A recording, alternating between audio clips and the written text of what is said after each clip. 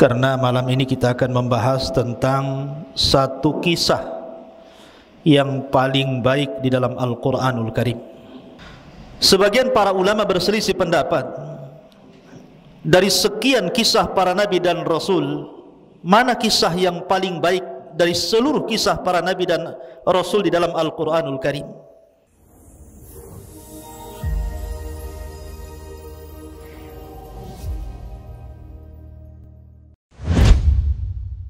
Bismillahirrahmanirrahim. Assalamualaikum warahmatullahi wabarakatuh.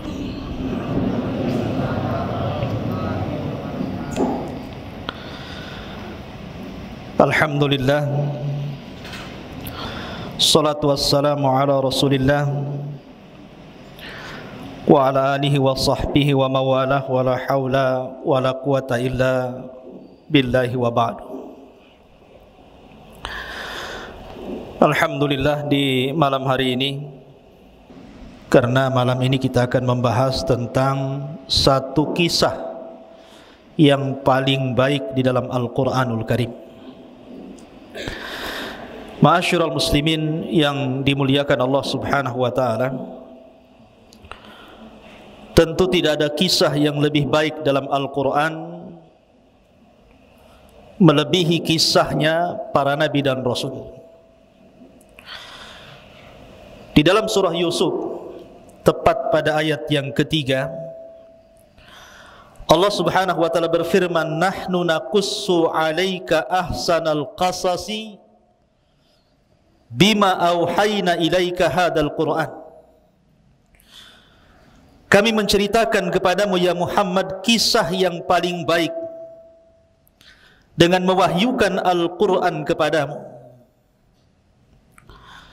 Sebagian para ulama berselisih pendapat, dari sekian kisah para nabi dan rasul, mana kisah yang paling baik dari seluruh kisah para nabi dan rasul di dalam Al-Quranul Karim? Ada yang mengatakan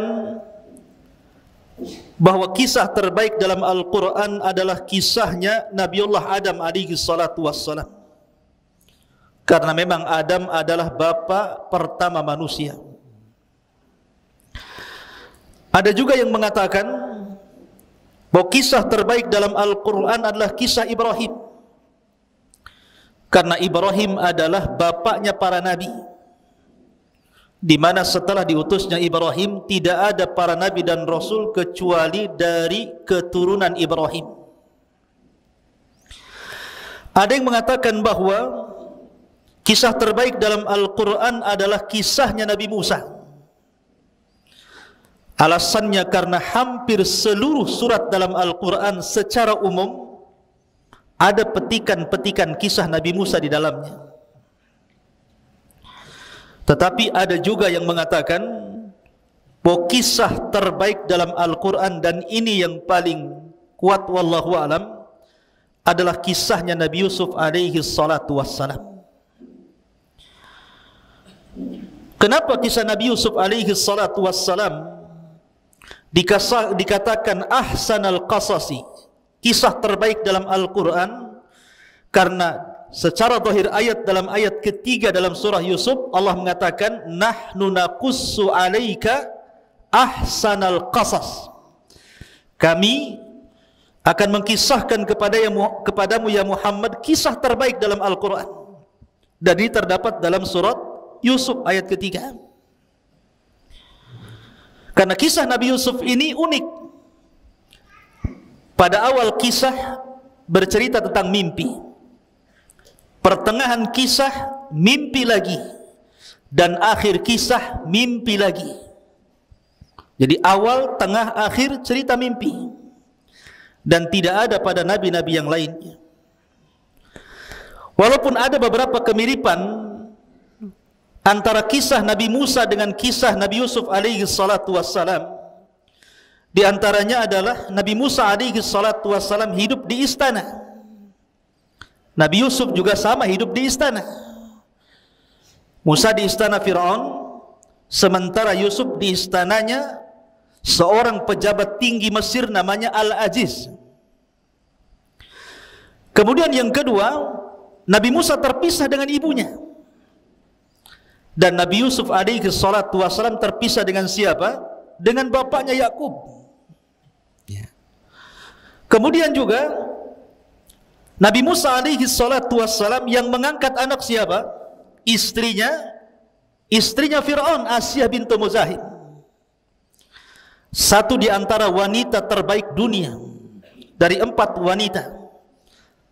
Maryam bintu Imran, Khadijah bintu Khuwailid, Fatimah bintu Rasulullah sallallahu alaihi wasallam, kemudian Asyah bintu Muzahim, ibu angkatnya Nabi Musa. Lah Nabi Yusuf juga sama. Diambil oleh siapa? Oleh Zulaikha, istri daripada Al-Aziz, pejabat tinggi Mesir. Jadi kerajaan Mesir itu di bawah raja ada gubernur-gubernur.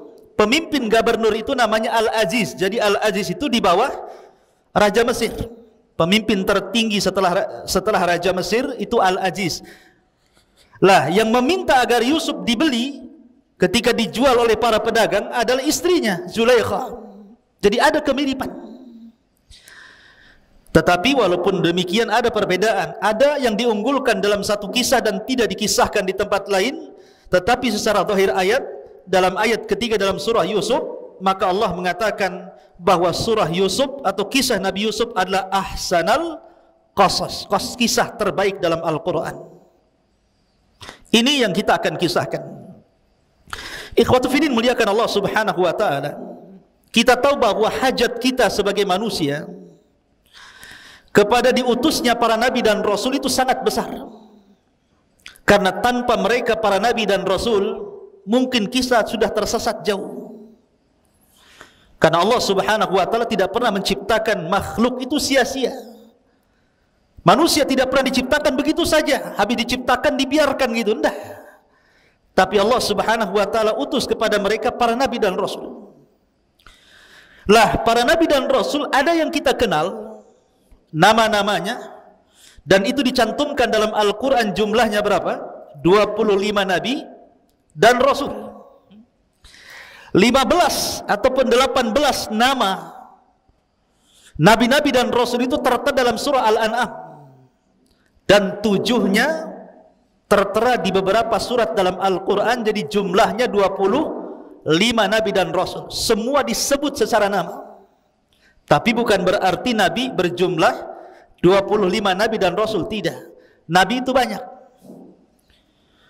Makanya Allah subhanahu wa ta'ala mengatakan wa minhum, dan di antara mereka ada yang kami kisahkan, tetapi di antara mereka juga ada yang kami tidak kisahkan. Makanya ketika Abu Dzar, seorang sahabat Rasul, bertanya kepada Nabi SAW, kam adadul anbiya, berapa jumlah para nabi? Maka Nabi SAW menyebutkan jumlah para nabi 120.000. Tetapi jumlah Rasul hanya 315. Artinya banyak Rasul yang diutus itu. Para nabi yang diutus itu banyak. Cuman yang kita kenal hanya 25 nabi dan Rasul. Dan ini wajib kita imani. Satu saja kita beriman kepada seorang kufur dengan seorang Rasul, maka sama kita mengkufuri semua para rasul. Makanya Allah mengatakan dalam Al-Quran, la nufarriku baina ahadin mir rusuli. Kita dilarang untuk membeda-bedakan para nabi dan rasul. Ma'asyiral muslimin yang dimuliakan Allah Azza wa Jalla. Lah di dalam 25 nabi dan rasul itu ada rasul-rasul pilihan yang disebut dengan ulul azmi minar rusul. Dan ulul azmi itu dimulai daripada siapa? Nabi Nuh alaihi salatu wassalam, kemudian Ibrahim alaihi salatu wassalam, kemudian Nabi Musa alaihi salatu wassalam, kemudian Nabi Isa alaihi salatu wassalam, dan yang terakhir ditutup oleh kenabian Nabi kita Muhammad sallallahu alaihi wasallam. Itulah ulul azmi. Lah yang pertama Rasul diutus siapa? Nabi Nuh. Nuh adalah Rasul pertama.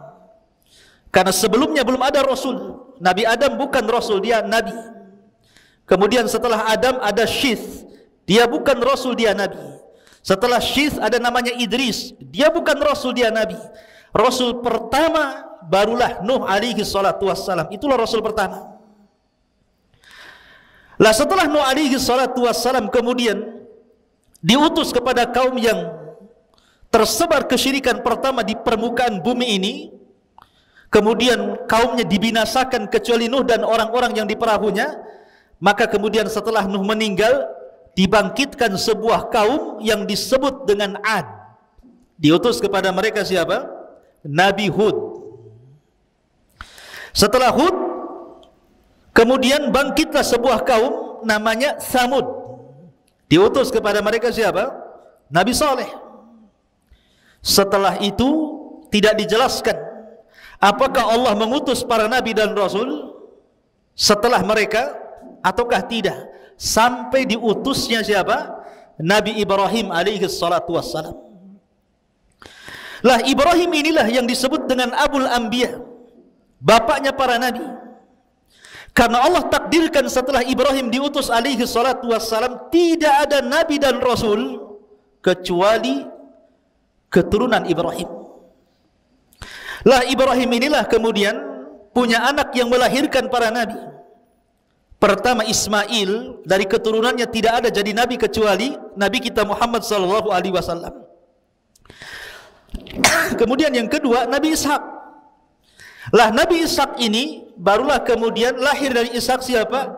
Yakub, yang disebut dengan Israel, yang nanti keturunan Nabi Yakub disebut Bani Israel. Lah Yakub ini keturunannya banyak melahirkan para nabi. Dia memiliki putra 12 dari berapa? Dari 4 istri. Nabi Yakub ini dari 4 istrinya lahir 12 putra-putranya. Salah satunya Nabi Yusuf yang kita akan ceritakan. Kemudian Binyamin. Lah dari keturunan Lawa, salah satu putra Nabi Yakub itu banyak ribuan para nabi lahir. Para nabi lahir luar biasa. Ya, jadi nabi itu bukan 25 nabi dan rasul, tapi banyak. Dan semuanya kembali kepada nasab Nabi Ibrahim alaihi salatu wassalam. Dan Ibrahim itu memiliki keistimewaan luar biasa. Bagaimana tidak? Anaknya dipersembahkan untuk kurban, badannya dipersembahkan untuk dibakar, kemudian hartanya dipersembahkan untuk ikramud dhaif, memuliakan tamu, dan hatinya hanya diberikan kepada Allah subhanahu wa ta'ala. Idh qala lahu rabbuhu aslim qala aslamtu li rabbil alamin. Itulah ucapan Ibrahim. Lah Ibrahim inilah yang melahirkan Ishak, kemudian melahirkan Yakub. Dari Yakub inilah lahir Nabi Yusuf. Makanya Yusuf itu disebut Ibnul Karim, ya, wabnu Ibnil Karim, wabnu Ibni Ibnil Karim. Anaknya dari orang yang mulia, dari orang yang mulia, dari orang yang mulia. Kenapa? Karena seluruh keturunannya para nabi. Dia nabi Yusuf alaihi salatu wassalam, bapaknya Nabi Yakub alaihi salatu wassalam, kakeknya Nabi Ishak alaihi salatu wassalam, kakek keempatnya Ibrahim. Semua para nabi. Makanya surat Yusuf ini ikhwan, asbab nuzulnya kenapa sampai diturunkan? Karena surat Yusuf ini termasuk surat yang awal-awal turun. Jadi ada seseorang datang ke Mekah sebelum hijrah Nabi sallallahu alaihi wasallam, bercerita di hadapan para sahabat macam-macam cerita. Cerita ini, cerita itu, macam-macam cerita diceritakan. Akhirnya para sahabat ini mengadu kepada Rasulullah dan mengatakan, "Ya Rasulullah, ceritakanlah kepada kami kisah terbaik, sebagaimana orang itu bercerita banyak cerita dari luar." Maka Nabi SAW terdiam sampai Jibril kemudian datang, kemudian menurunkan surah Yusuf. Lah ketika Nabi SAW kemudian diturunkan surah Yusuf, maka para sahabat mendengar dengan seksama dan takjub dengan kisah Nabi Yusuf ini. Lah orang-orang Yahudi di Madinah, ketika mendengar Nabi SAW menceritakan tentang kisah Nabi Yusuf yang merupakan wahyu Al-Quran, mereka menangis. Kenapa? Karena mereka teringat dengan nabi-nabi mereka. Dari sini menunjukkan bahwa Islam itu bukan agama komunitas, tapi Islam itu agama universal. Artinya menyeluruh, bukan hanya untuk orang Arab, tapi untuk seluruh manusia. Inna arsalnaka illa rahmatan lil alamin. Ma'asyiral muslimin yang dimuliakan Allah Azza wa Jalla. Taib. Untuk supaya tidak memperpanjang waktu, kita akan masuk pada kisah Nabi Yusuf alaihi salatu wassalam. Bagaimana kisahnya? Kisah Nabi Yusuf ini, ikhwan, lengkap diceritakan dalam Al-Quran. Sangat menakjubkan, karena hampir semua sisi diceritakan dalam kisah ini. Banyak pelajaran, khususnya antum para santri. Ma'asyiral muslimin yang dimuliakan Allah Azza wa Jalla. Kisah Nabi Yusuf ini dimulai dengan mimpi. Saya katakan dari awal tadi, dimulai dengan mimpi, pertengahannya mimpi, dan akhirnya juga mimpi. Ketika Nabi Yusuf alaihi salatu wassalam di usia 10 tahun, Nabi Yusuf alaihi salatu wassalam bermimpi, dan mimpinya diceritakan kepada bapaknya. Coba yang mau mushaf para akhwat, di dalam surah Yusuf ayat yang keempat, Allah katakan, idh qala Yusuf li abi ya abati inni ra'aitu ahada asyara kawkaban wasyamsa wal qamara ra'aituhum li sajidin. Ingatlah ketika Yusuf berkata kepada ayahnya Yakub, wahai ayahku, sesungguhnya aku bermimpi melihat 11 bintang, matahari dan bulan. Kulihat semua mereka sujud kepada aku. Ikhwatu fiddin, tentu yang dimaksud sujud di sini bukan sujud ibadah, karena tidak boleh sujud ibadah kecuali diberikan kepada Allah. Yang dimaksud sujud di sini sujud ta'zim, penghormatan. Sama ketika Nabi Adam alaihi salatu wassalam di hadapan para malaikat, Allah katakan, usjudu li Adam fasajadu illa iblis. Sujudlah kepada Adam, maka seluruh malaikat sujud kepada Adam kecuali iblis. Ini bukan sujud ibadah kayak antum salat sujud, bukan, tapi sujud penghormatan.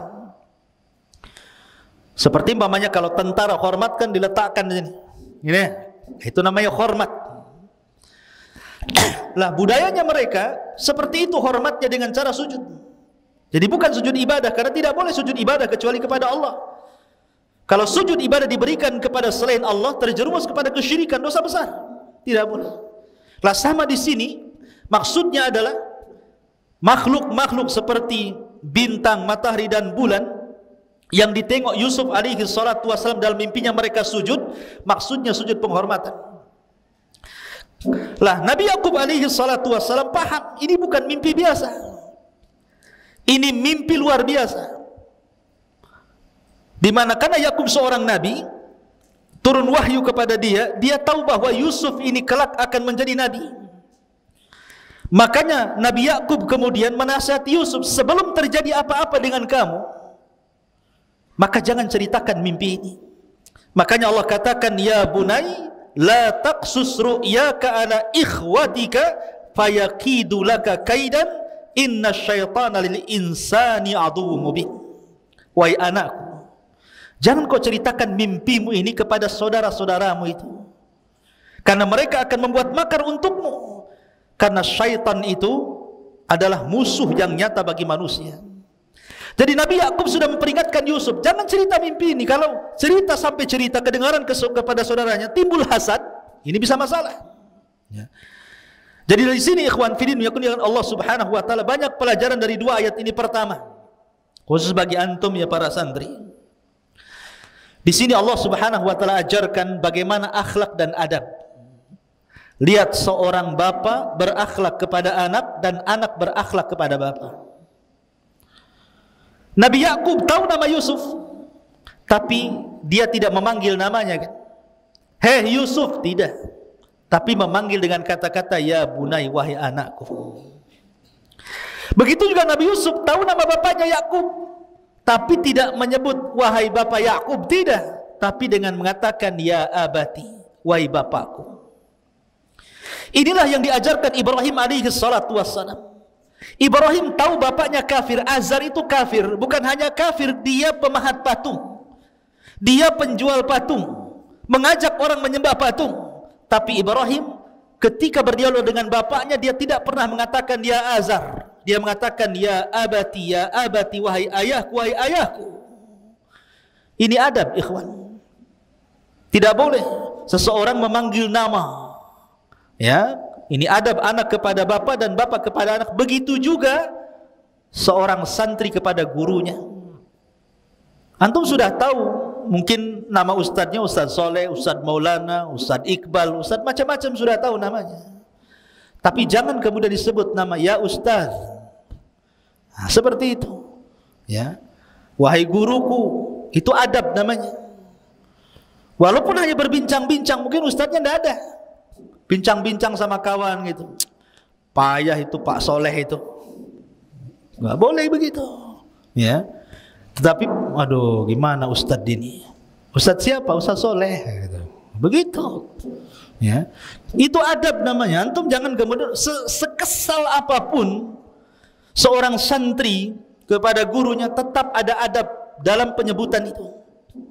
Makanya kenapa para ulama itu apabila menyebutkan dalam kitab-kitab mereka karya-karya para ulama yang sudah wafat, selalu mereka akan memberikan di ujung namanya kata-kata rahimahullahu ta'ala, semoga Allah merahmatinya. Apabila dia masih hidup, maka akan diberikan doa di ujung namanya hafidhahullahu ta'ala, semoga Allah menjaganya. Itu adab namanya. Kita berdoa kepada orang yang berjasa, kepada orang tua, kepada guru. Begitulah yang diajarkan para nabi kepada kita. Makanya di sini kita lihat dalam surah Luqman. Luqman ketika menasihati anaknya, ya bunai la tusyrik billah. Dia tidak menyebut namanya wahai Luqman, tidak. Karena ini bentuk adab, bentuk akhlak maksudnya. Kemudian yang kedua, pelajaran yang kedua, di sini Nabi Yakub kemudian mengatakan kepada Nabi Yusuf alaihi salatu wassalam, apabila antum semuanya diberikan sebuah kabar gembira, kenikmatan dari Allah subhanahu wa ta'ala. Memang Allah mengatakan fa bi ni'mati rabbika fahaddits. Dengan nikmat Allah ceritakan nikmat itu. Tetapi bukan berarti semua nikmat harus diceritakan. Kalau seandainya memunculkan orang-orang yang hasad. Makanya di sini Allah mengatakan, hai anakku, jangan ceritakan mimpimu, ini mimpi baik. Sebab itu nanti akan menjadikan saudara-saudaramu membuat makar kepadamu. Kalimat kaidun makar, ya. Tentu makar yang paling besar, tidak ada makar melebihi makar Allah. Allah lah zat yang paling tinggi makarnya. Lah setelah itu kemudian makar yang paling bahaya adalah makar yang ditimbulkan orang hasad. Makanya kenapa dalam surah yang pendek Qul a'udzu birabbin nas, Qul a'udzu birabbil falaq, di ujung ayat mengatakan min syarri hasidin idza hasad. Karena makarnya orang hasad itu bahaya. Ustaz, apakah ada sesama santri saling hasad? Banyak. Hasad gara-gara makanan, rebutan makanan, kan itu. Gara-gara makanan musuhan. Hasad karena kecerdasan. Kalau hasadnya baik nggak apa-apa. Ya Allah, saya ingin si Anu pintar sekali ya Allah, gitu, nggak apa-apa.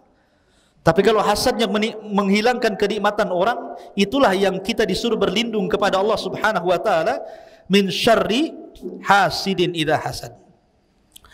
Baik, kemudian setelah Nabi Yusuf alaihi salatu wasallam bermimpi, diceritakan mimpinya kepada ayahnya dan ayahnya wanti-wanti, jangan ceritakan kepada saudaramu ya. Nanti saudaramu akan membuat makar. Kita tahu bahwa Nabi Yakub ini, ikhwan, memiliki berapa istri tadi? Saya katakan empat istri. Lah di antara salah satu dari 4 istri itu ada namanya Rahil.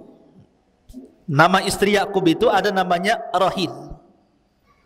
Rahil inilah ibu daripada Nabi Yusuf dan Binyamin.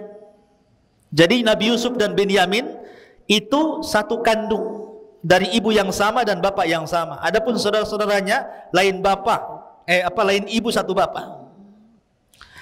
Lah ketika ibu Rahil ini melahirkan adiknya Nabi Yusuf namanya Binyamin, meninggal dia. Meninggal, akhirnya Nabi Yusuf dan Binyamin ini tidak punya ibu. hanya punya bapak Nabi Yakub alaihi salatu wassalam. Lah karena memang Nabi Yusuf dengan Binyamin ini masih kecil, yang paling bungsu gitu dari seluruh anak-anak Yakub. Yakub ini ingin memposisikan plus bukan hanya selaku ayah kepada Nabi Yusuf dan Binyamin, dia pun ingin memposisikan menjadi ibu. Akhirnya dia lebih mencintai Nabi Yusuf dan Binyamin dibandingkan istri-istri yang masih hidup dan anak daripada istri-istri yang masih hidup. Dari sinilah tumbuh kecemburuan. Cemburu istri-istrinya itu nggak diperhatikan, karena Yakub terus memperhatikan Yusuf dan Binyamin. Akhirnya kemudian istri-istri Nabi Yakub ini menghasut anak-anaknya dengan mengatakan, wah payah bapakmu tuh tengok tuh. Kenapa Yusuf aja, kenapa Binyamin saja, kemana-mana sama mereka, kalian tak pernah diajak, macam-macam. Tertanamlah sifat hasad yang ditumbuhkan ibunya kepada anak-anak yang merupakan saudara-saudara Nabi Yusuf. Ini hati-hatinya para akhwat di belakang itu ya. Jangan sekali-kali mendoktrin kepada anak, karena anak itu paling mudah didoktrin. Dan perempuan itu paling mudah mendoktrin. Dan pengaruhnya melebihi laki-laki. Makanya akhirnya hasad ibu-ibunya turun ke anak-anaknya tuh. Lah, dari situlah kemudian mulailah anak-anak mereka datang kepada Nabi Yakub dan mengatakan, "Idz qalu la Yusufu wa akhuhu ahabbu ila abina minna wa nahnu usbatun inna abana la fi dhalalin mubin." Ketika mereka saudara-saudara Yusuf berkata, sungguh Yusuf dan saudaranya Binyamin lebih dicintai ayah daripada kita. Padahal kita adalah satu kelompok yang kuat. Sungguh ayah kami berada di atas kesesatan yang nyata. Lihat, Nabi Yakub seorang nabi, bagaimana mungkin dikatakan sesat? Ya, bagaimana mungkin seorang anak mengatakan sesat bapaknya? Padahal Yakub itu nabi, disesat-sesatkan sama anak-anaknya. Karena yang menjadikan orang itu berkata kotor itu hasad yang tertanam. Dan hasad itu penyakit syaitan, ya kawan. Penyakit yang pertama kali di langit adalah hasad. Hasadnya iblis kepada Adam. Dan penyakit yang pertama kali muncul di bumi hasad juga. Hasadnya Qabil kepada Habil. Makanya hasad itu penyakit iblis. Ya. Makanya kenapa Nabi Yakub sudah mewanti-wanti kepada Yusuf, jangan ceritakan mimpimu. Dan di ujung ayat mengatakan karena musuh yang nyatalah syaitan. Setan menguasai saudara-saudara Yusuf sampai berani lancang kepada bapaknya dan mengatakan, "Inna abana la fi dhalalim mubin." Oh, bapakku ini sesat katanya. Berani mengatakan sesat karena hasad. Ya. Ma'asyiral muslimin yang dimuliakan Allah Azza wa Jalla. Lihat bahaya hasad di sini. Bahaya hasad iblis kepada Adam apa? Menjadikan Adam terusir dari surga, kan? Menjadikan iblis dilaknat sampai kiamat. Kemudian hasadnya Qabil kepada Habil mengakibatkan apa? Pembunuhan Habil di tangan Qabil, dan itu pembunuhan pertama di permukaan bumi. Adapun hasad saudara-saudara Yusuf kepada Yusuf, lihat Allah sebutkan dalam Al-Quran surah Yusuf ayat ke-9, "Uqtulu Yusuf awit rahuhu ardan yakhlu lakum wajhu abikum wa takunu min ba'dihi qauman salihin." Bunuhlah Yusuf, satu, atau buanglah dia ke sebuah tempat agar perhatian ayah tertumpah kepadamu, atau yang ketiga, setelah itu kamu menjadi orang-orang yang baik. Jadi pertama suruh dibunuh, yang kedua suruh dibuang, yang ketiga apa? Ada yang berakal di antara anak-anak Yakub ini. Qala qailun minhum la taqtulu Yusuf. Janganlah bunuh Yusuf. Wa alquhu fi ghayabatil jub. Kita masukkan aja ke sumur. Yaltaqithu ba'dus sayyarati in kuntum fa'ilin. Biar nanti ada orang-orang musafir datang, mudah-mudahan diambil mereka, kemudian dibawa mereka pergi. Lihat, akibat hasad. Pertama ide pembunuhan. bunuh saja Yusuf itu. Kemudian yang kedua, ide pembuangan. Kemudian yang paling ringan idenya apa? Dimasukkan ke sumur. Semua bicara tentang nyawa. Dibunuh jelas menghilangkan nyawa. Dibuang ke padang pasir bisa kematian karena kehausan. Dibunuh, dilemparkan ke sumur. Bisa saja di sumur ada ular, ada kalajengking, ada macam-macam kan. Makanya Allah mengatakan ghayabatil jub. Kenapa dikatakan ghayabatil jub? Ghayabah itu artinya tidak terlihat. Ini bukan sumur kecil, bukan sumur 15 meter, 12 meter, bukan. Tapi sumur yang enggak tahu kedalamannya. Makanya Allah mengibarahkan dengan ghayabatil jub. Saking dalamnya enggak kelihatan. Coba bayangkan. Dan Yusuf 3 hari di situ. 3 hari dalam sumur yang gelap itu. Kalau seandainya saya kasih hadiah 50.000, antum uka-uka di sana, di siapa yang berani? Malam ke hutan Jabal Uhud sana, jalan ke hutan sana, ya. Nanti pagi datang lagi ke sini. Siapa yang berani ngacung? Ustadz kasih 50.000, saya tambah 100.000, tambah jadi 500, tambah 1 juta. Nggak ada yang ngacung. Ustadznya lah. Coba, itu loh di hutan ini. Yusuf dah sumurnya di hutan, masuk lagi ke dalam sumur itu. 3 hari 3 malam dalam kegelapan itu. Anak umur 10 tahun. Yusuf ketika dimasukkan itu usianya berapa? 10 tahun itu. Subhanallah. Tetapi dalam riwayat, ketika Yusuf berada di sumur itu, karena itu pilihan terakhir saudara-saudaranya, mereka tidak jadi membunuh, mereka tidak jadi membuang, dan mereka memasukkan Yusuf ke sumur. Di dalam sumur itu Jibril datang. Selama 3 hari Jibril bolak-balik datang. Kemudian menenangkan Nabi Yusuf dalam sumur itu usia 10 tahun, dan menceritakan tentang bahwa Yusuf, nanti kamu sebentar lagi setelah 3 hari ini akan ada orang yang mengambil.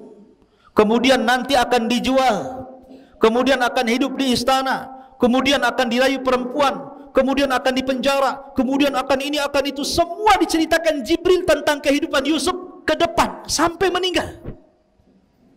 Jadi Yusuf sudah tahu gambaran nih setelah keluar dari sumur apa yang akan terjadi, karena Jibril sudah mengilhamkan kepadanya, ya.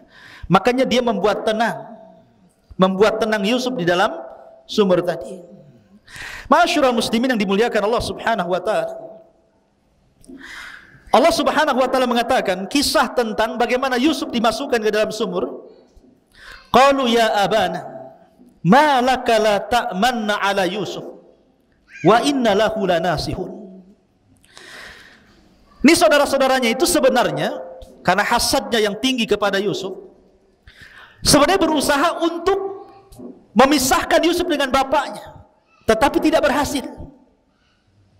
Jadi maunya itu Yusuf diambil, dibuang gitu kan, dibunuh. Pokoknya mereka membuat makar setiap hari, tapi tidak berhasil.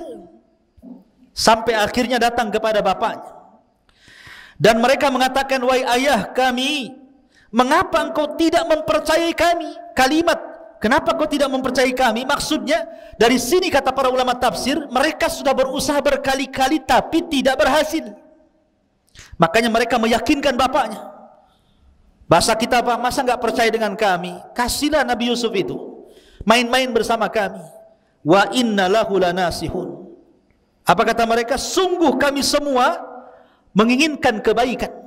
Lihat, sama persis seperti iblis. Ketika iblis masuk ke dalam surga, dia berusaha untuk membujuk Nabi Adam kan? Memberikan was-was. Fawaswasa lahuma syaitan. Was-was, diberikan was-was setan agar Adam itu memakan buah larangan itu. Tapi tidak berhasil. Sampai akhirnya iblis bersumpah. Wa qasamahuma inni lakuma laminan nasihin.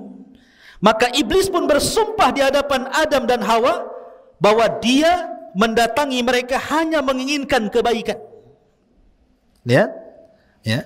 Jadi orang yang berbuat jahat itu tidak mungkin akan menampakkan kejahatannya, pasti akan menampakkan kebaikan. Lihat para penipu itu, mana ada penipu nampak tipuannya kan? Pasti akan diberikan kebaikan dulu. Makanya sebuah kebatilan, kata Syekh Shalih Fauzan, kalau ditampakkan 100% ditolak manusia. Tapi kebatilan itu kalau kemudian ada kebaikan di situ dan tercampur hak dan batil, barulah manusia menerimanya. Makanya kenapa di sini ikhwatu fiddin, dalam rangka memuluskan kejahatannya, mereka meyakinkan bapaknya, percayalah bapak kepada kami. Kami ini tidak ingin apapun kecuali kebaikan kepada Yusuf. Arsilhu ma'ana ghadan yarta wa yal'ab wa inna lahu lahafidhun. Biarkanlah dia pergi bersama kami besok pagi agar dia bersenang-senang dan bermain-main dan kami bisa menjaganya. Jadi diyakinkan bapaknya itu. Sampai akhirnya bapaknya luluh. Mulailah kemudian mereka membawa Nabi Yusuf alaihi salatu wassalam bermain-main. Lah ketika itulah mereka merencanakan. Dari ketika itu mereka berangkat 11 orang karena Benyamin masih kecil tidak diajak. Lah yang 10 orang ini membuat makar di tengah padang pasir. Bagaimana mencelakakan Nabi Yusuf alaihi salatu wassalam. Dan ketika itu saya katakan Yusuf alaihi salatu wassalam berusia berapa? 10 tahun. Sebagian mereka mengatakan bunuh saja, sebagian mereka mengatakan kita letakkan di padang pasir biar dia kehausan mati, dan sebagian yang berakal di antara mereka mengatakan biar kita masukkan Yusuf ke sumur biar ada para musafir dan mengambilnya entah berantah dan yang penting dia tidak hidup bersama kami. Artinya di sini akhirnya sepakat seluruh saudara-saudaranya mengambil yang paling ringan. Di sinilah ada sebuah kaidah usul fikih, akhafu dhararaini, mengambil yang paling kecil madaratnya. Jadi mereka tidak membunuh, mereka tidak melempar ke padang pasir, tapi mereka mengambil yang paling ringan madaratnya, yang memungkinkan Yusuf itu bukan hanya ada kemungkinan mati tapi juga ada kemungkinan hidup. Dan begitulah kaidah usul fikih ya. Jadi kalau ada dua perkara, yang satu madarat, yang satu madarat, maka ambillah yang paling kecil madaratnya. Harus seperti itu. Contohnya apa? Contohnya kita dihadapkan dengan 3 perkara. 1 perempuan, 2 khamar, 3 pisau. Kemudian antum dipaksa kamu berzina dengan wanita itu. Kalau tidak, kami bunuh. Kalau engkau enggak mau, minumlah khamar. Ini kan semua madarat ikhwan. Berzina dosa besar, minum khamar dosa besar, membunuh juga dosa besar. Tapi antum dipaksa melakukan salah satu dari 3 perkara ini. Kita memilih yang mana? Semua dosa besar. Membunuh tidak mungkin, berzina tidak mungkin, minum khamar juga tidak mungkin. Maka yang paling ringan apa? Hah? Yang paling ringan apa? Novel yang paling ringan apa? Membunuh? Apa? Nggak tahu. Minum khamar? Bukan. Kalau minum khamar Anda mabuk, mabuk ini hilang, nanti memperkosa, dibunuh dia. Makin berat. Makanya khamar itu disebut umul khaba'is. Rajanya keburukan itu khamar. Karena kalau sudah mabuk itu bisa macam-macam. Membunuh, menghilangkan nyawa. Ya berzina kan begitu. Walaupun mengingkari. Itu yang paling ringan. Tetapi kalau bisa dihindarkan, 3-tiganya kita hindarkan. Tapi dalam kaidah kalau nyawa kita terancam, kecuali harus melakukan 3 perkara, ambillah yang paling ringan dari 3 perkara itu. Begitulah kaidah para ulama. Ya.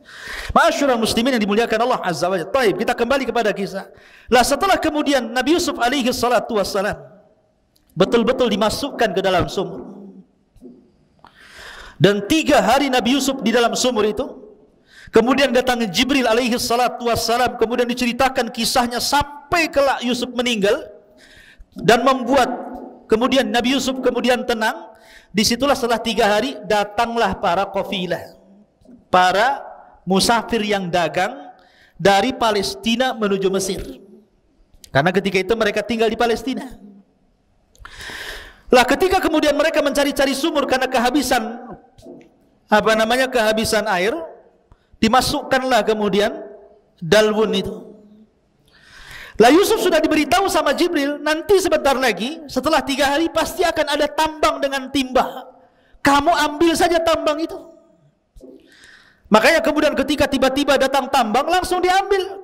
Kemudian dia dinaikkan ke atas.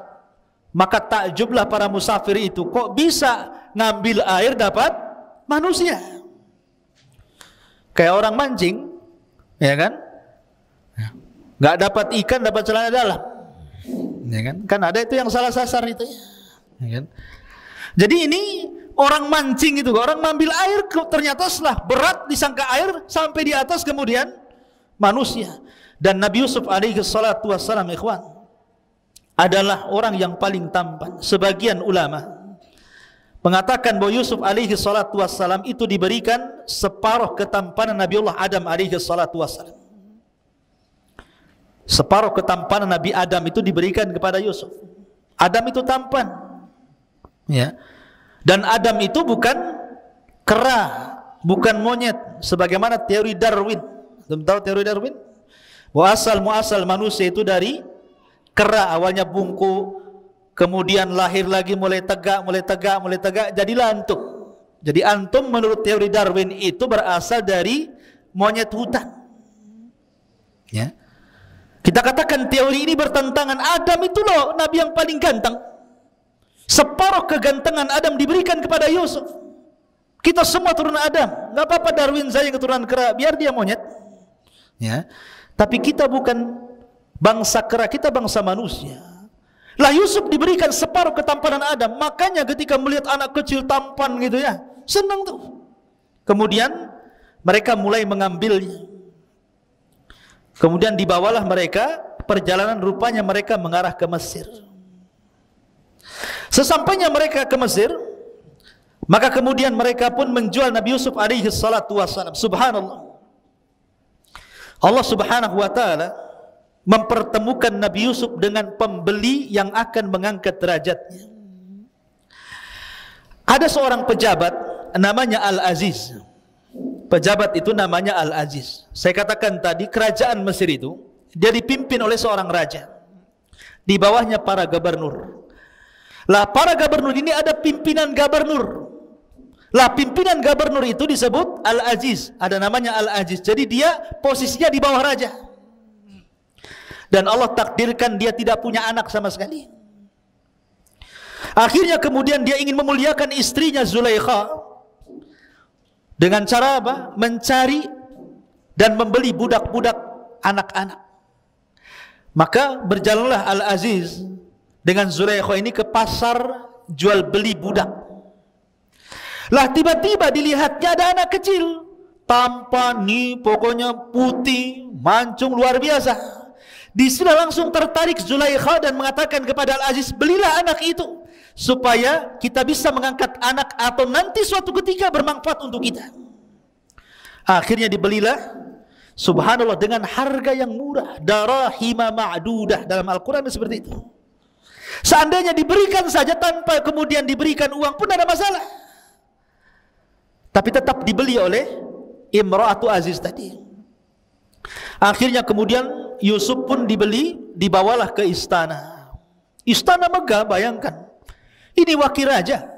Tentu rumahnya bukan rumah biasa, rumah istana. Makanannya juga bukan makanan biasa, makanan mewah. Pakaiannya juga indah-indah, kasurnya juga empuk-empuk, dayang-dayangnya dan begitu seterusnya. Lihat bagaimana Allah katakan dalam Al-Quran, asa an takrahu syai'an wa huwa khairul lakum. Terkadang apa yang anda anggap buruk itu rupanya kebaikan di hadapan Allah. Belum tentu yang kita anggap buruk itu buruk bagi kita, bahkan itu sebuah kebaikan. Nabi Yusuf dihasadi oleh saudara-saudaranya, kemudian dibuang ke sumur, dibawa oleh para kafilah, dijual lagi. Tapi Allah katakan wa asa an takrahu syai'an wa huwa khairul lakum. Jadi antum kalau sekarang mondok di Jabal Uhud ini memang enggak enak. Kalau antum di rumah kan, kasur enak, sebagiannya main game, ya, keluar trek-trekan, pulang nggak dilarang orang tua, makan semakannya, enak di rumah kan. Masuk pesantren kayak penjara, jendelanya aja kayak penjara kan. Ya, makan ya itu saja dikresek gitu kan, isinya ya tempe tahu, nahu sorop, tempe tahu, tempe itu nahu, tahunya sorop. Jadi makan apa? Makan tahu sorop gitu. Tempe tahu tiap hari gitu. Ya, sekarang antum mungkin dianggap ini tega banget nih orang tua ini, kok lempar saya ke Jabal Uhud pula. Sudah kasurnya sempit, 2 lantai lagi, berdekat-dekat, banyak nyamuk, ini itu, nanjak, capek. Wa asa an takrahu syai'an wa huwa khairul lakum. Boleh jadi yang Anda anggap buruk hari ini, capek di sini, asik ngapal aja, stres. Nanti antum merasakan setelah antum keluar dari sini. Dapat ilmu, Allah katakan dalam Al-Quran bahwa orang-orang yang akan diangkat derajatnya adalah yarfa'illahu alladhina amanu minkum walladhina utul ilma darajat. Abu Hurairah, orang miskin Abu Hurairah itu, ikhwan. Makanya disebut ashabus sufah, miskin. Dia hidup di tenda di samping Masjid Nabawi. Kadang 3 hari nggak makan, sampai dia pingsan-pingsan. Tapi dia sabar bermulazamah ngaji sama Nabi. Akhirnya dia cerdas dan Allah berikan anugerah hafalan yang luar biasa yang tidak pernah lupa, dan dia menjadi salah satu dari sahabat yang al-mukthiruna fil hadithi Rasulillah. Sahabat yang paling banyak meriwayatkan hadis Nabi sampai kepada kita. Siapa yang tidak kenal Abu Hurairah? Setelah kemudian Rasul meninggal, dia diangkat jadi gubernur, hartanya banyak, namanya melambung. Sampai dia meninggal pun disebut-sebut namanya, an Abi Hurairah radhiyallahu an Abi Hurairah radhiyallahu an. Siapapun yang membaca hadis Nabi dalam bab apa saja ada Abu Hurairah di situ. Dalam bab air ada Abu Hurairah di situ disebut. Dalam bab tayamum, dalam bab wudu, dalam bab solat, dalam bab zakat, dalam bab apa saja Abu Hurairah ada di situ. Meriwayatkan hadis Nabi SAW. Wa asa an takrahu syai'an wa huwa khairul lakum. Terkadang yang antum anggap buruk hari ini nanti akan jadi sebuah kebaikan di akhir nanti. Jadi sabar. Sabar dalam menimba ilmu itu perlu kesabaran. Kita kembali. Kemudian Nabi Yusuf alaihi salatu wasalam hidup di istana Al-Aziz.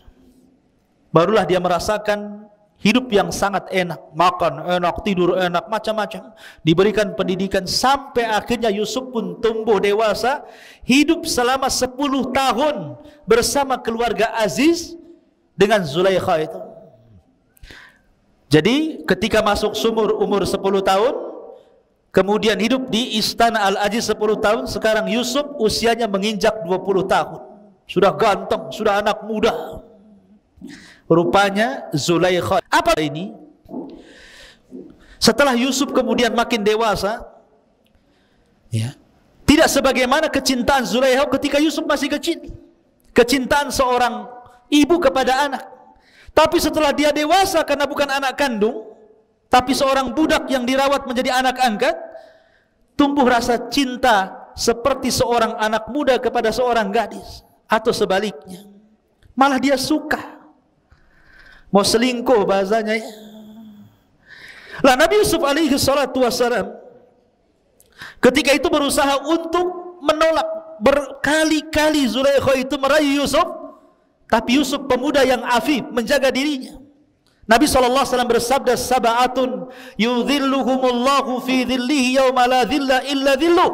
Ada 7 golongan yang akan mendapatkan naungan arsy Allah di hari yang tidak ada naungan kecuali naungan Allah. Salah satunya apa? Rajulun da'athu imra'atu dhata jamalin. Seorang laki-laki yang ditawarkan wanita yang cantik, penuh dengan karisma, kemudian mengajak berzina, tapi laki-laki mengatakan inni akhafullah, saya takut kepada Allah. Dia hindari perzinahan. Begitulah anak-anak muda yang menjaga diri. Yusuf ini seorang musafir, jauh dari keluarganya. Biasanya kan seorang musafir, kalau kita lihat di Batam ini kan banyak para perantau. Ada yang dari Jawa, ada yang dari Sumatera, Kalimantan, macam-macam, satu Indonesia tumblak di Batam ini. Seorang yang merantau itu biasanya lebih berani, karena jauh dari keluarga. Dia harus mengadu nasib. Makanya kalau para perantau itu jadi jahat-jahat sekali, kalau jadi baik-baik sekali. Kenapa dia bisa berbuat jahat? Karena jauh dari orang tua, jauh dari kampungnya. Kalau dia berbuat jahat, orang kampung tidak tahu, orang tuanya tidak tahu. Ya.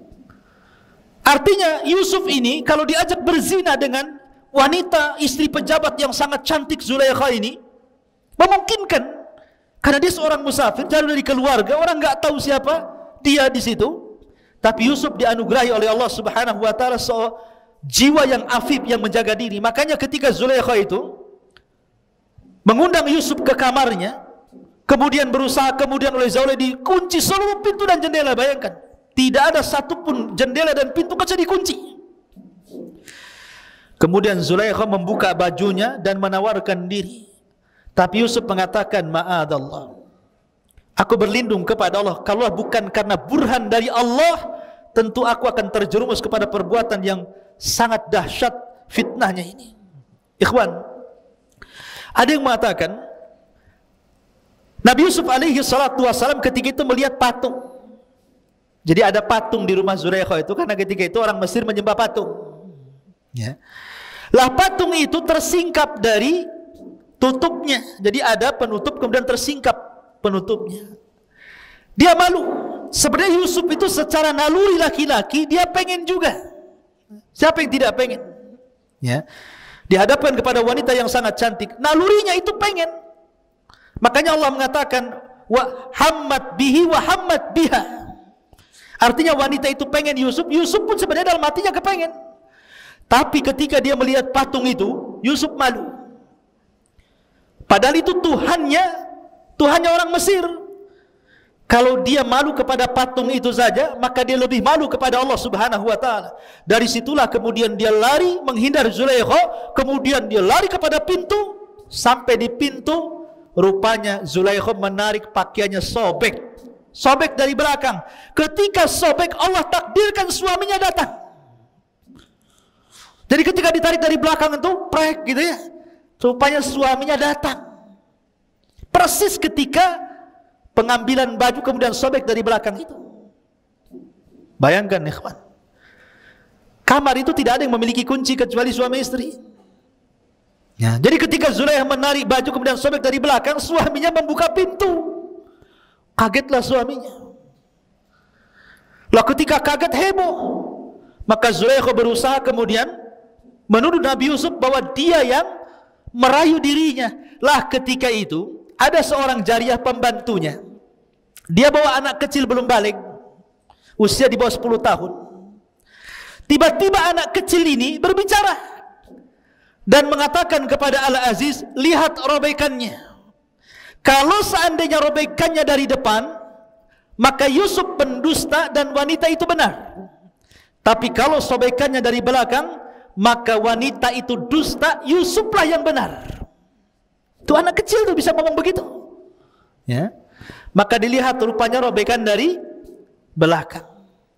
Maka tahu di sini yang salah siapa? Imra'atu Aziz.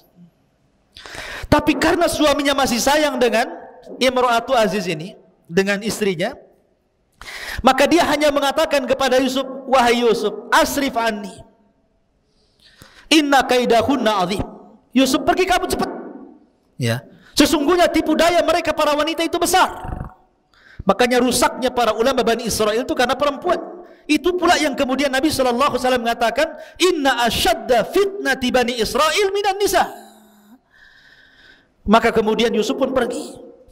Rupanya cerita ini, cerita di dalam kamar ini menyebar kepada ibu-ibu pejabat. Kalau di polisi itu kebayangkarinya lah ya. Ibu-ibu Bayangkari. Ya, pejabat-pejabatnya itu kan mesti kan ada komunitasnya tuh kan. Kalau ibu-ibu pejabat kan ada komunitasnya. Ya, kalau ibu-ibu di desa juga adalah komunitas tukang gibah, tukang rumpi itu kan ya, di gubuk-gubuk tuh. Mesti orang kaya ya komunitasnya orang kaya. Lah, mereka punya komunitas, ibu ini, Zulaikha ini punya komunitas antara emak-emak tuh. Ada yang mengatakan jumlahnya 40 wanita. Membicarakan tentang Zulaikha. Oh, Zulaikha ini wanita enggak benar rupanya. Masa budaknya sedih mau digauli, macam-macam ceritanya. Tapi Zulaikha ini perempuan yang cerdas. Ketika kemudian dia dibully, bahasa kita ya, nasib baik waktu itu belum ada handphone. Coba ada handphone di waktu itu, mungkin udah disebar itu di WhatsApp, di Google, di YouTube ya. Tapi zaman itu kan tidak tersebar. Hanya tersebar di ibu-ibu pejabat saja. Ya. Akhirnya mereka menggunjing Zulaikha, direndahkan Zulaikha ini. Zulaikha cerdas, oh dia tidak tahu siapa Yusuf. Akhirnya Zulaikha pun mengundang mereka.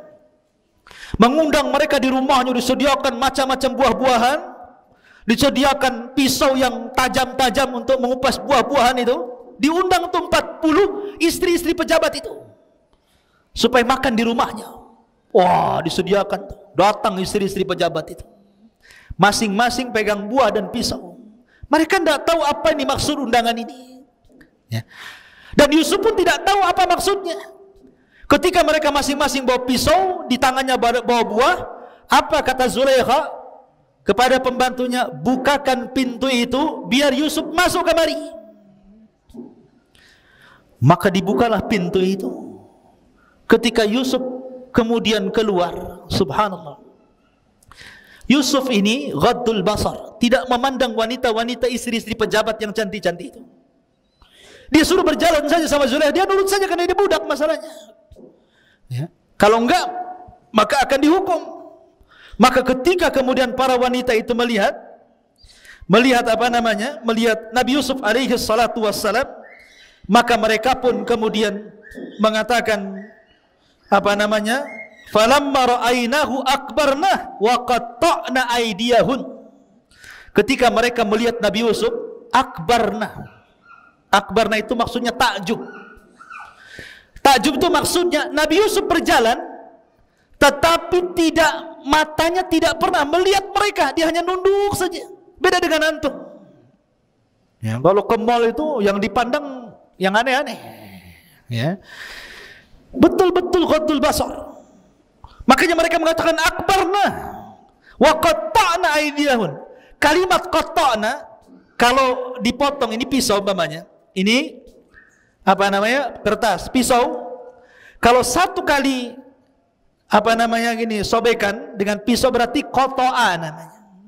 Tapi kalau qatta' pakai tasdid berarti berkali-kali.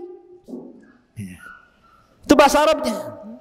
Jadi ketika dia pegang buah itu sambil lihat Yusuf itu dipotong-potong gitu tangannya itu.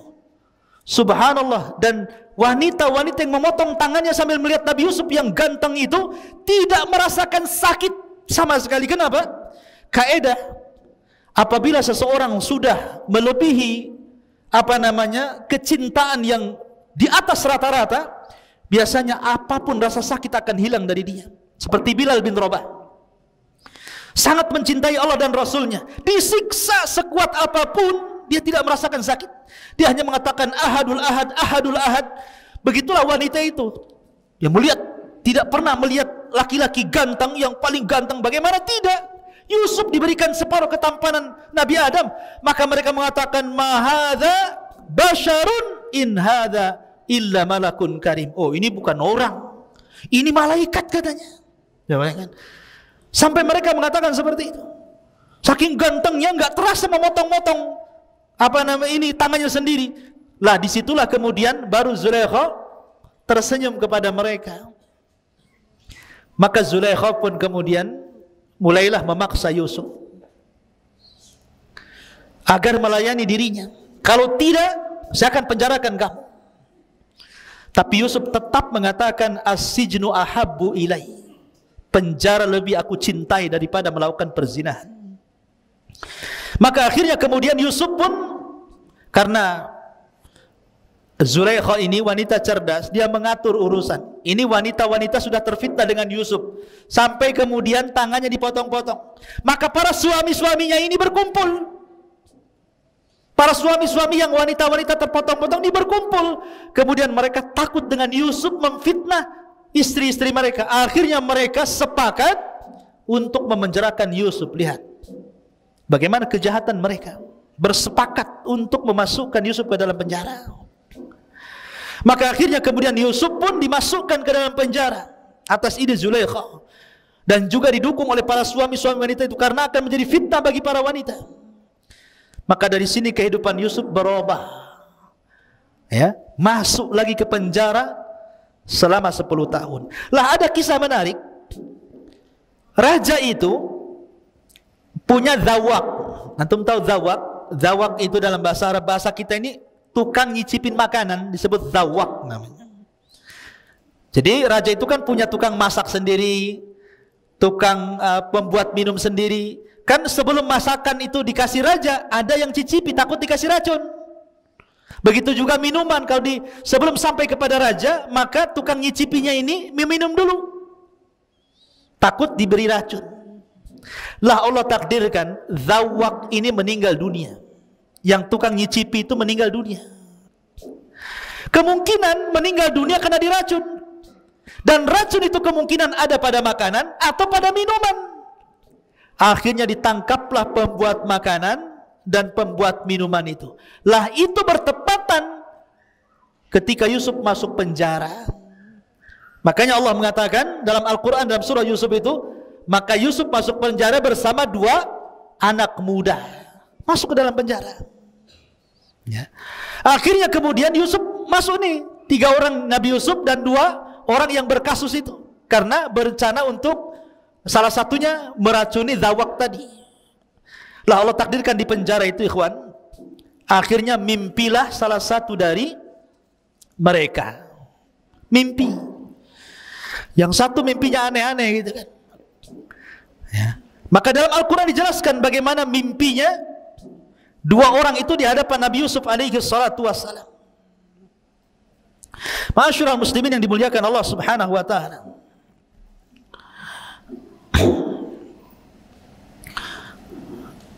gimana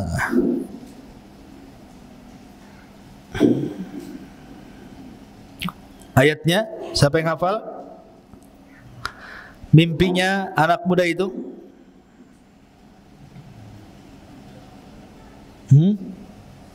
Santri? Yang keras. Iya, baca. Ayat ke-36.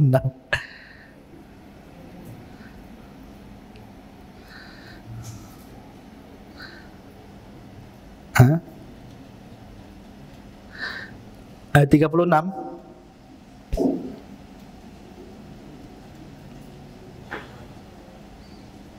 Baik, kita bacakan, ya. Di antara mimpinya,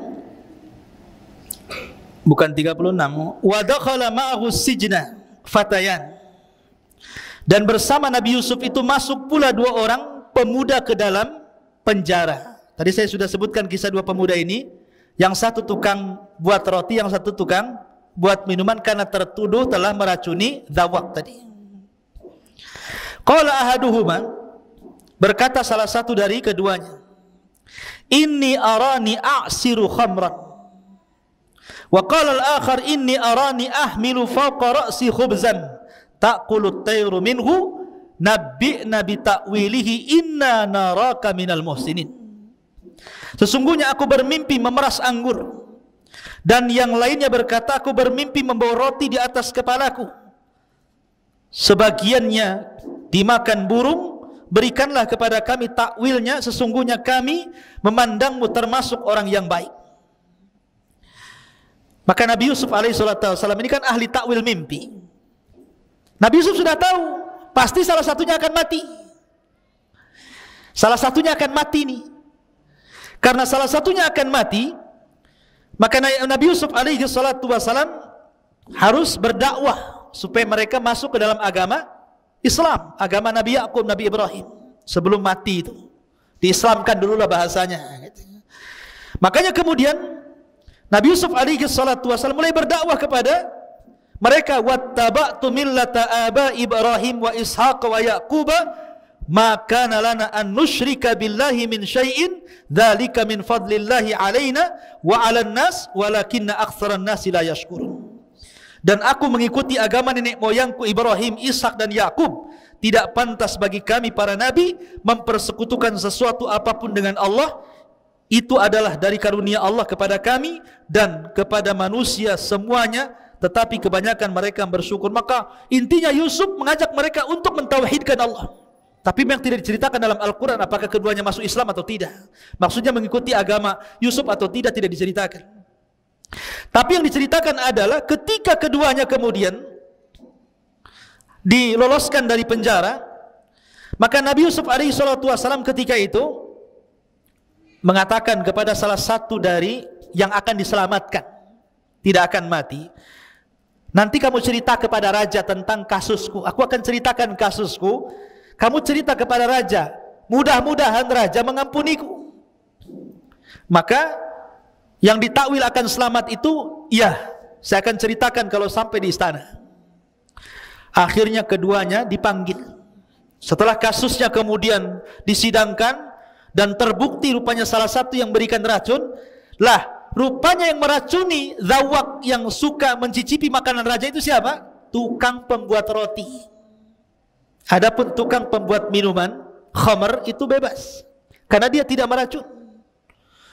Makanya ketika ditakwil itu ada roti di atas kepalanya, sebagiannya dimakan burung. Maksudnya adalah dia akan divonis mati dan dialah akan disalib dan jasadnya akan dimakan burung.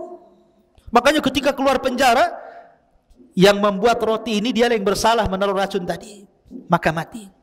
Lah yang membuat minum ini lupa pesan Yusuf bahwa nanti kalau kamu keluar ceritakan kisahku kepada raja, kasusku seperti ini, biar jadi pertimbangan raja. Lupa pula dia sampai 10 tahun. Lupa tidak cerita. Terpaksa Yusuf hidup di penjara berapa? 10 tahun. Orang enggak bersalah masuk penjara 10 tahun dia di penjara. Nabi Yusuf tuh. Ya subhanallah. Lah baru setelah itu ketika ada kasus mimpinya raja, raja ini bermimpi. Mimpinya itu saja. Setiap malam itu lagi mimpinya, itu lagi mimpinya. Dia ceritakan mimpinya kepada para penasihat. Itu hanya bunga-bunga tidur saja. Itu hanya lewat saja. Tapi raja penasaran karena mimpinya bukan sekali tapi berkali-kali. Apa mimpinya? Qala al-maliku inni ara sab'a baqaratin siman ya'kuluhunna sab'un ijab wa sab'a sumbulatin khudrin wa ukhar yabisat ya ayyuhal mala'u aftuni fi ru'yaya in kuntum lirru'ya ta'burun. Raja berkata kepada para pemuka kaumnya, sesungguhnya aku bermimpi melihat 7 ekor sapi betina yang gemuk dimakan oleh 7 ekor sapi betina yang kurus. Harusnya kan terbalik ya. Harusnya yang kurus dimakan yang gemuk ya. Ini yang kurus makan yang gemuk pula kan gitu. Kan aneh jadinya. Kemudian 7 tangkai gandum yang hijau dan 7 tangkai lainnya yang kering dijadikan satu. Ini maksudnya apa? Wahai orang yang terkemuka, terangkanlah kepadaku takwil mimpiku ini jika kalian ahli takwil. La ikhwatu fiddin, ketika itu pelayannya yang suka membuat khamar kepada raja itu kan membawa minuman tuh. Cerita dia. Baru ingat itu kisah Nabi Yusuf di penjara itu bahwa dia pun mengenal ahli takwil dalam penjara. Dulu aku juga ditakwilkan mimpinya. Maka ceritalah pada raja, ada sebenarnya orang ahli takwil mimpi, tapi yang di penjara karena dia pernah mentakwil mimpiku. Maka sang raja kemudian penasaran, kalau begitu utuslah seseorang, panggil dia kemari. Akhirnya kemudian dipanggillah orang itu kepada penjara.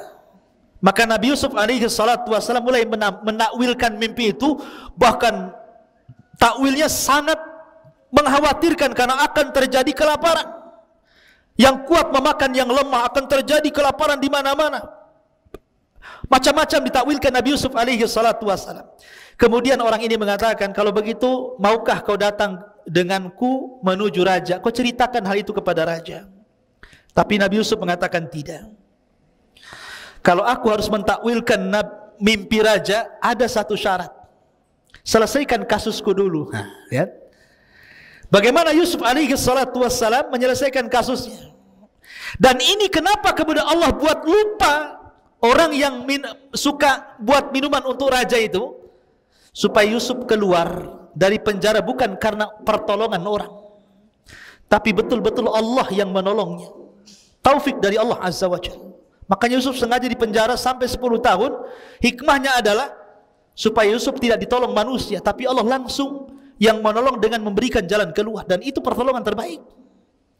Akhirnya kemudian setelah disebutkan kasusnya bahwa Yusuf dulu begini-begini dengan Zulaikha, dengan wanita-wanita para pejabat, begini-begini, raja mengiyahkan, iya, saya siap menyelesaikan kasusmu. Akhirnya dipanggillah wanita-wanita itu yang dulu memperdayakan Yusuf alaihi salatu wassalam, dipanggil satu-satu, dikumpulkan di kerajaan, sampai akhirnya Zulaikha ngaku bahwa dia yang salah. Maka raja pun marah dan suami Zulaikha pun marah.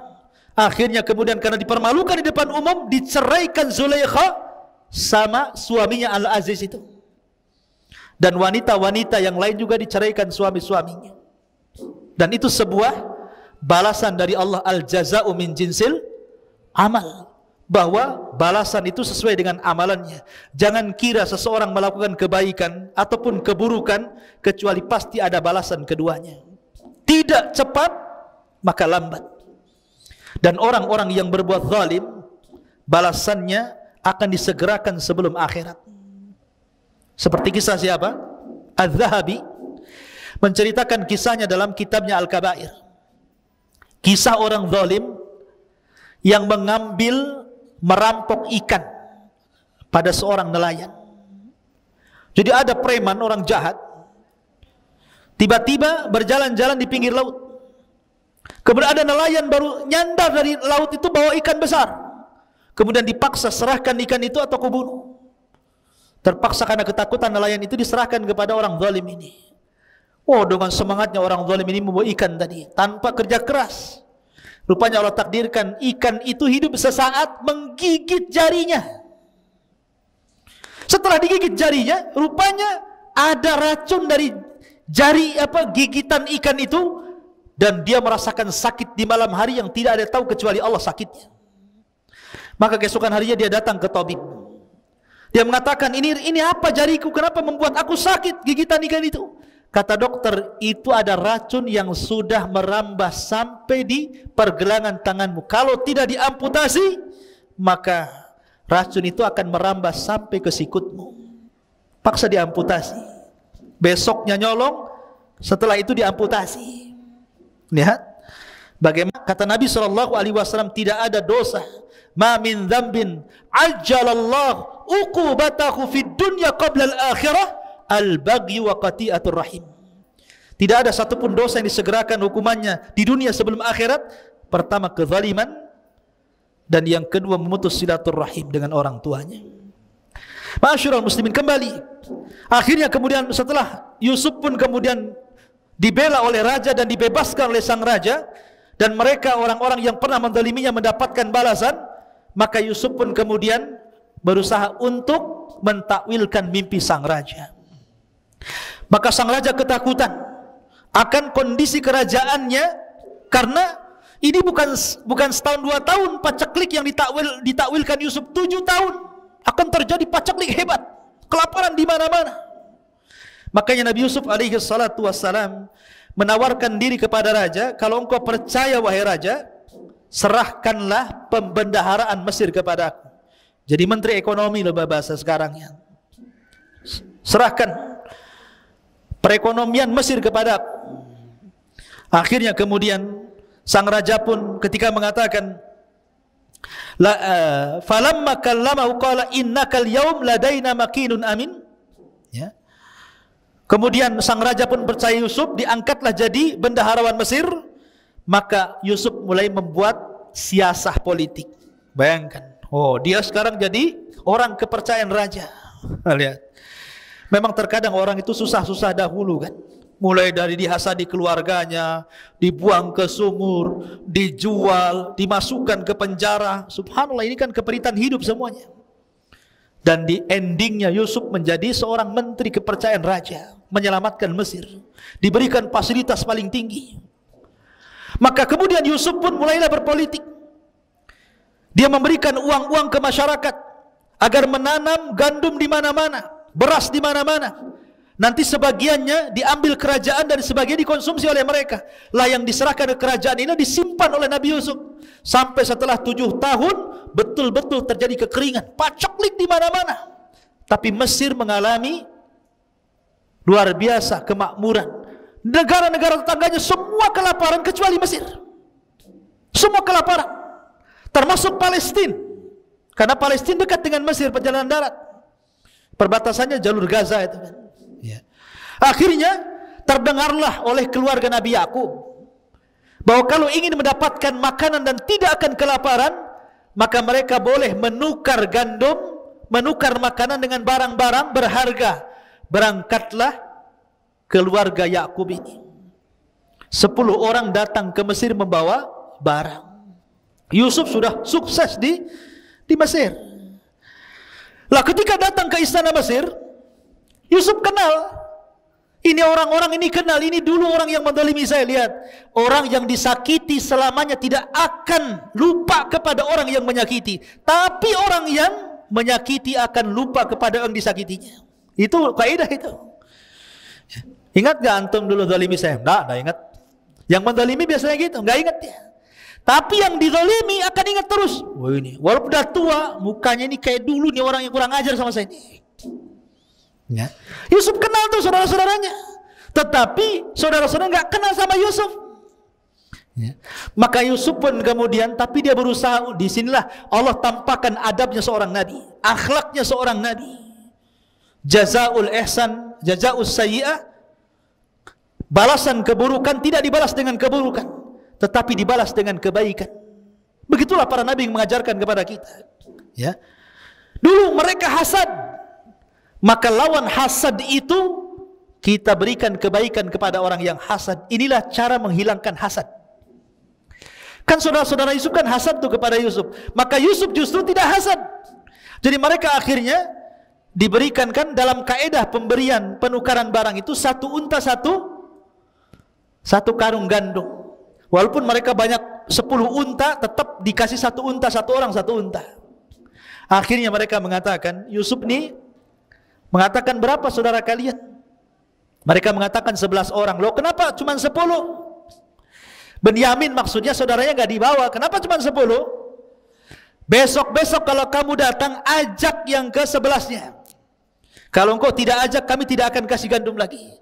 Untuk kebaikanku, kata Yusuf, nih gandumnya, setiap 1 unta 1 karung, nih saya kembalikan semua barang berharganya. Tuh, baik kan? Udah nggak diambil barang berharganya, dikasih gandum lagi. Ya. Akhirnya pulanglah mereka. Sampai di Palestina berjumpa dengan Nabi Yakub. Nabi Yakub itu pantang makan yang haram. Pantang makan pemberian orang, tidak mau dia. Ketika dia melihat gandum-gandum itu di atas unta, kemudian barang berharganya kembali, Yakub menolak, tidak mau. Ini harus dikembalikan nih. Saya tidak mau. Kecuali kalau barang-barang berharganya memang sudah diterima oleh Mesir, mereka dapat makanan, nggak apa-apa. Ini enggak, makannya dikasih, barangnya dikembalikan. Kata Yakub, saya nggak mau makan kecuali ditukar dengan barang berharga. Akhirnya mereka mengatakan, tidak wahai ayahku. Mereka minta syarat. Kalau kami harus kembali ke Mesir, adik kami Benyamin harus diajak. Kalau nggak lengkap 11, mereka akan menolaknya. Nabi Yakub teringat dengan Yusuf. Nabi Yakub teringat dengan Yusuf, nanti dimasukkan sumur lagi kan gitu ya. Dia takut karena di antara ujian Nabi Yakub itu salah satunya dia menangis karena sedih kehilangan Yusuf sampai buta. Setiap hari Yakub menangis karena tidak wajar kematian Yusuf, apalagi tahu Yakub ini Yusuf akan jadi nabi. Makanya dia sedih menangis, akhirnya buta, nggak bisa melihat. Pada awalnya Yakub tidak mengizinkan Benyamin, tapi dirayu dan ini demi makan, demi tidak kelaparan. Akhirnya Yakub pun kemudian setelah dipastikan Benyamin aman, maka boleh mengizinkan Benyamin ikut. Berangkatlah mereka dengan Benyamin. Yang tadinya 11 unta jadi 10 unta jadi 11 unta, kan jadi banyak tuh karungnya. Setelah sampai di sana, Nabi Yusuf kenal dengan Benyamin. Benyamin tidak kenal dengan Yusuf. Akhirnya kemudian oleh Nabi Yusuf dipisahkan tuh dari kawan-kawannya, dimasukkan ke dalam kamar. Kemudian Yusuf baru bercerita bahwa dia adalah Yusuf. Wah, senanglah Benyamin karena berjumpa dengan saudaranya, sudah lama, bertahun-tahun tidak berjumpa. Dari situlah maka Yusuf tidak mau berpisah dengan Benyamin. Disitulah dia buat makar. Dia ngomong sama Benyamin, nanti sebelum kau pulang, nanti kendaraanmu akan saya kasih barangku. Nanti kau akan dituduh mencuri. Nanti kalau kamu dituduh mencuri, kamu tidak akan pergi lagi ke Palestina dan kamu akan hidup bersama saya di sini. Betul, dibuat siasat seperti itu. Setelah barang-barangnya kemudian ditukar dengan gandum, kemudian orang-orang ini sudah mau kembali ke Palestina. Sebelum masuk sampai gerbang saja, para penjaga teriak. Ada barang yang hilang, ada barang yang hilang. Barangnya Malik hilang. Akhirnya penjaga pun menutup gerbang, kemudian memeriksa semua bawaan 11 saudara Yusuf ini. Dicek semuanya. Ya. Rupanya yang bawa barang adalah siapa, Ben? Benyamin. Ditangkaplah Benyamin. Ketika itu hukuman orang mencuri, kalau ikut syariat Yakub maka menjadi budak. Kalau ikut syariat Mesir maka dibunuh. Cuma dua itu saja. Hukuman orang mencuri ketika itu jadi budak atau dibunuh. Ya, dan Yusuf mengikuti syariat Yakub. Akhirnya kemudian mereka pun meminta-minta agar jangan menahan Benyamin, karena mereka sudah berjanji kepada bapaknya untuk mengembalikan Benyamin. Ya, karena kan Nabi Yusuf bersiasat supaya mereka tahu ya bagaimana susahnya Nabi Yusuf dulu. Akhirnya terpaksa salah satu yang berakal dengan mereka mengatakan, ya sudahlah, berangkatlah kalian ke Palestina, yang 9 orang itu. Maka salah satu saudara Yusuf kemudian dengan Benyamin ditinggal di Mesir. Bilanglah sama bapakmu, sama bapak kita Yakub itu, bahwa telah terjadi begini-begini. Ceritakan aja sejujurnya bahwa Benyamin begini-begini. Berangkatlah mereka. Sampai di Palestina, Yakub gak percaya, karena dia sudah pernah melakukan kejahatan kepada Yusuf dan tidak pulang. Sekarang Benyamin tidak pulang lagi. Kalian apakan Benyamin? Bahasanya seperti itu kan. Kata bapaknya, pokoknya cari sedapat mungkin Yusuf dengan Benyamin, datangkan kepada aku. Saya nggak mau tahu, kata Yakub. Itu sudah buta tuh. Saya nggak mau tahu, saya nggak mau menerima bakaran. Sekarang kalian pergi lagi, datangkan Benyamin dan Yusuf kepada aku. Akhirnya udah panik nih anak-anaknya. Terpaksalah berangkat lagi mereka ke Mesir, menceritakan tentang kondisi ayahnya begini. Akhirnya Yusuf mengatakan, ya sudah, kalau begitu bawalah Benyamin bersama kalian dan berikan pakaianku kepada ayah kalian, pakaian raja, berikan pakaianku kepada ayah kalian. Akhirnya berangkatlah orang ini kembali Palestina membawa Benyamin. Ketika sampai kemudian di Palestina, pakaian itu diberikan kepada Nabi Yakub. Tiba-tiba Yakub mencium bau Yusuf. Kemudian diciumnya baju itu, sampai akhirnya Allah takdirkan yang tadinya buta menjadi melek, sembuh butanya dari pakaian Nabi Yusuf itu. Dan setelah kemudian Yusuf alaihi salatu wassalam mengundang mereka semua untuk ke Mesir. Maka dibawalah seluruh keluarga Nabi Yakub dan 11 saudaranya, istri-istrinya, anak-anaknya, cucu-cucunya, semua diboyong ke Mesir. Dan subhanallah, disinilah takwil mimpi yang terakhir, bahwa apa yang ditakwilkan oleh ayahnya, bahwa kelak maksudnya 12 bintang itu sujud kepada diriku, maksudnya 12 saudaranya. Akhirnya mereka menjadi orang-orang yang mengikuti Yusuf alaihi salatu wassalam. Dan Yusuf ada kesamaan dengan Rasulullah. Nabi ketika Fatu Mekah, dia melihat orang-orang yang pernah membunuh para sahabat, yang pernah mencaci maki, yang pernah menghinanya. Tapi Nabi tidak balas dendam kecuali kepada orang-orang tertentu. Nabi hanya mengatakan, idhabu fa antumut tulaqah, pergi kalian kumaafkan. Maka Yusuf pun sama, mengatakan kepada saudara-saudaranya, la tasriba alaikumul yaum yaghfirullahu lakum wa huwa arhamur rahimin. tidak ada celaan hari ini. Allah sudah ampuni dosa-dosa kalian. Dan Allah zat yang maha pengasih di antara seluruh maha pengasih. Akhirnya mereka hidup di Mesir menjadi sebuah komunitas. Yakub pun kemudian meninggal dunia, maka lahirlah dari putra-putra Yakub, keturunan Yakub, yang kemudian disinilah cerita berawal kisah Bani Israel. Karena Bani Israel berkembang di Mesir sampai kepada cerita Fir'aun dan begitu seterusnya.